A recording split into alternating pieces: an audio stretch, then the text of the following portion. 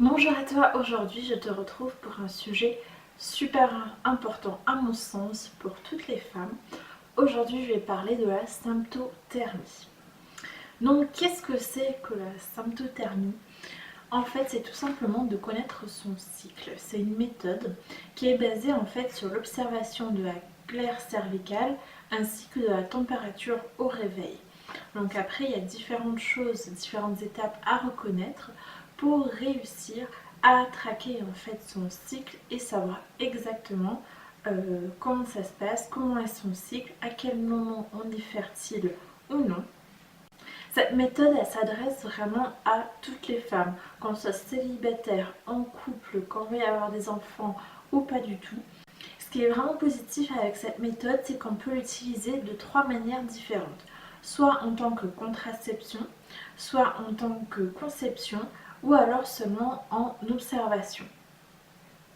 Je fais juste une petite aparté sur le fait que cette méthode ne peut pas être utilisée lorsqu'on utilise une méthode de contraception hormonale, donc c'est-à-dire souvent la pilule contraceptive ou alors un stérilet hormonal, parce qu'à ce moment-là on n'a pas de cycle naturel, c'est-à-dire que c'est la pilule en fait qui gère la durée de notre cycle, etc. Et il y a aussi le fait qu'avec la pilule contraceptive, il n'y a pas d'ovulation. Il n'y a pas vraiment d'utilité à utiliser cette méthode puisque cette méthode repose vraiment sur l'observation. Et donc le principe, ça va être de savoir en fait quels sont les jours où on est fertile et les jours où on ne l'est pas, pour ensuite tirer parti de ça. Et puis si on décide de l'utiliser comme contraception et du coup d'utiliser une contraception mécanique les jours où on est fertile, et on peut ensuite ne pas utiliser de contraception les jours où on est infertile. Si au contraire on a un désir d'enfant, donc là à ce moment-là on peut essayer de privilégier justement les jours où on est fertile, donc sans contraception. Donc cette méthode, quand elle est bien appliquée, est très efficace, voire même plus efficace que la pilule contraceptive. Donc par contre, il faut être rigoureux. Je vais tout de suite du coup en venir aux points négatifs et je vais finir sur les points positifs. Ça prend un peu de temps. Au début, il faut s'informer et vraiment réussir à comprendre un petit peu comment ça fonctionne. Donc ça prend un petit peu de temps. Et la méthode demande aussi donc tous les matins à prendre sa température au réveil. Donc ça prend un petit peu de temps. Ça prend pas longtemps, 2 minutes, voilà. Mais par contre, ça demande d'être rigoureux parce que voilà, il va falloir le faire tous les jours, au moins au début du cycle jusqu'à l'ovulation. Et ça pendant plusieurs cycles pour vraiment réussir à cerner et connaître son cycle. Si on a un cycle régulier, après on n'est pas obligé de le faire tous les jours. Mais si on a un cycle un petit peu irrégulier, il va falloir tous les jours prendre sa température. Un autre point négatif ou pas, voilà, c'est à vous de voir, c'est que ça demande aussi d'avoir un bon dialogue dans le couple. Si on décide de prendre cette méthode de contraception, il faut vraiment en parler avec son partenaire, il faut qu'il soit compréhensif, il faut qu'il soit aussi d'accord avec cette méthode et qu'il comprenne aussi les enjeux. Cette méthode demande aussi une période d'apprentissage de 3 à 6 cycles. Donc voilà, tout dépend des personnes. Si c'est des cycles plus ou moins réguliers, c'est plus facile à repérer. Mais voilà, ça demande d'abord d'apprendre comment ça fonctionne et ensuite ça marche tout seul. Je viens maintenant au point positif car il y en a beaucoup et c'est pas négligeable.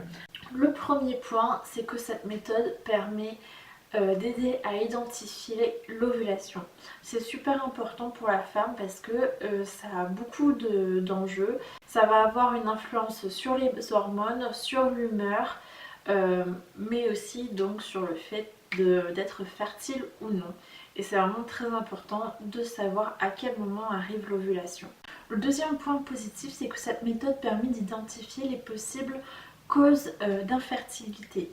Ça permet de savoir si par exemple on a vraiment des cycles irréguliers, de voir en fait avec les rapports qu'on a eu à quel moment si effectivement on aurait pu avoir une fenêtre de fertilité et avoir un moment où on aurait pu être fertile. Donc tu l'auras compris, cette méthode est super avantageuse parce qu'elle permet de savoir quand est-ce qu'on n'est pas fertile. Et donc voilà, si on a besoin d'une contraception, ça permet d'être soulagé les jours où on sait qu'on n'est pas fertile. Un autre point positif, c'est que ça permet de prédire la date des règles. À quelques jours près, tout dépend si on a un cycle régulier ou pas, mais ça peut être vachement avantageux pour prévoir ses rendez-vous. Ça permet aussi donc de découvrir les irrégularités, de savoir vraiment où on en est et de savoir exactement le nombre de jours que dure notre cycle. Ça peut permettre aussi de confirmer un début de grossesse avec tous les signes observés. Et finalement, pour moi, l'avantage qui est le plus important, c'est d'apprendre à se connaître. Alors il faut savoir que la période fertile, elle dure environ 5 à 9 jours avant l'ovulation et 7 à 12 jours après l'ovulation. Donc comme je l'ai dit tout à l'heure, la méthode repose sur 2 observations essentielles. Après il y en a d'autres qui peuvent s'ajouter pour pouvoir encore mieux connaître son cycle. Donc la première, c'est l'observation en fait de la température au réveil. Donc c'est-à-dire avant d'avoir mis un pied par terre. Il faut essayer autant que possible que cette prise de température soit à peu près à la même heure, sachant qu'il faut aussi faire attention si jamais on a de la fièvre. Là bien sûr ça va fausser la prise de température. Donc concrètement comment ça se passe? Au début du cycle, donc il va y avoir une phase plateau de la température qui va être assez basse. Ensuite, il va y avoir un pic de température. C'est pas énorme, hein, c'est à quelques dixièmes près. Donc d'où l'intérêt aussi d'avoir un thermomètre qui est assez précis pour pouvoir bien voir l'évolution. Donc quand il va y avoir l'ovulation, la température va augmenter et ensuite elle va rester à peu près à un plateau haut. Donc c'est comme ça qu'on peut déterminer en fait à quel moment intervient l'ovulation. Ensuite, la deuxième observation à faire, c'est la glaire cervicale. Il s'agit en fait des sécrétions. Donc les sécrétions, ce n'est pas sale, c'est tout à fait normal et ça va changer d'aspect tout au long du cycle. Donc voilà, c'est quelque chose de tout à fait normal, il ne faut pas en avoir peur, il ne faut pas penser que c'est dégueulasse. Au contraire, ça va vraiment nous permettre de comprendre notre cycle et savoir où on en est dans le cycle. Donc là, je préviens, je vais aller un petit peu dans les détails. Pour celles qui sont un petit peu sensibles, désolée, mais c'est comme ça. Donc concrètement, comment ça se passe au niveau du cycle? Donc là, j'ai sur mon téléphone toutes les indications.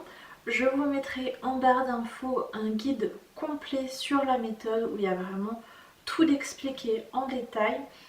C'est là-dessus en fait que je base mes informations. Donc en début de fertilité, en fait la sécrétion va être blanchâtre, épaisse et crémeuse. Donc là l'activité œstrogénique elle est prononcée. Je vais mettre aussi des petits schémas par là, vous allez pouvoir voir. Ensuite la sécrétion peut être blanchâtre, crémeuse et légèrement extensible.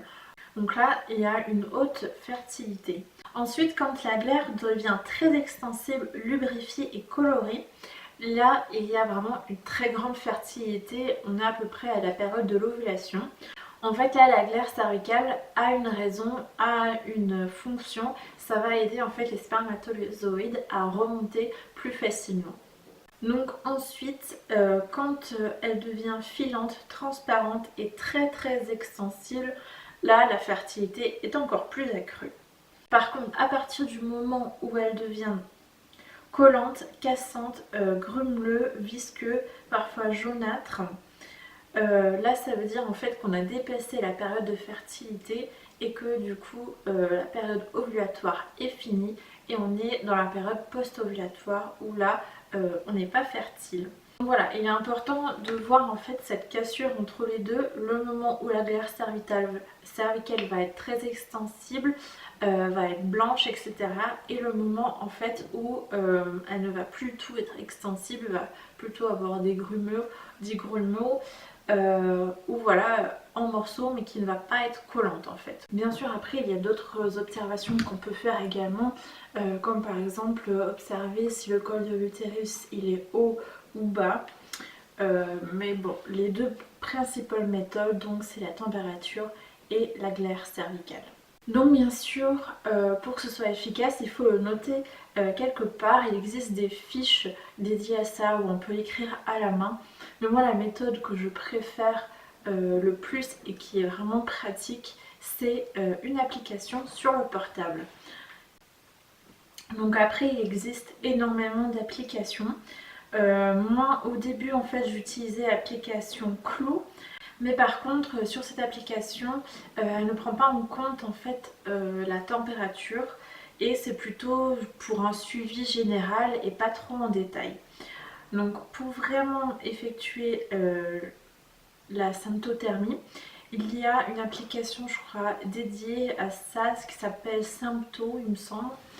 Mais l'application que j'utilise moi c'est Overview, ça fait quelques temps que j'utilise et j'aime beaucoup. Je pense que je vais vous présenter l'application dans une vidéo séparée où je vais exactement vous montrer en détail comment ça fonctionne.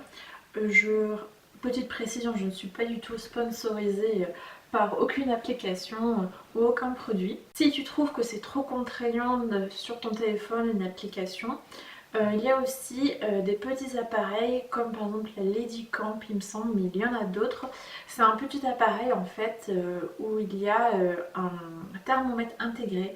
On prend sa température tous les matins et après sur l'appareil lui-même il fait le calcul et il y a donc une petite lumière verte ou rouge si voilà, on est dans une phase de fertilité ou non. Donc ça peut être pratique. Mais moi c'est vrai que j'aime bien l'application parce que voilà c'est gratuit, mais pour aller plus loin ça peut être aussi un complément. En tout cas je pense que c'est vraiment une super belle alternative naturelle qui permet d'éviter de prendre la pilule contraceptive et même à ça c'est vraiment un outil formidable pour apprendre à se connaître. Comme je l'ai dit en début de vidéo, je mettrai en barre d'infos un lien vers une documentation, je crois qu'il y a plus de 120 pages sur la fertilité et sur la symptothermie. Donc il y a vraiment énormément d'informations là-dessus. Bon, c'est un petit peu basé sur leur application et sur leur méthode à eux, mais il y a vraiment énormément d'informations utiles. Donc je t'invite vraiment à consulter ce document. Et sinon, si tu as d'autres questions, n'hésite pas à les mettre en commentaire, ça me fera plaisir d'y répondre. Et puis aussi de partager entre nous. D'ici là, je te dis à bientôt et surtout, prends bien soin de toi et de ta santé.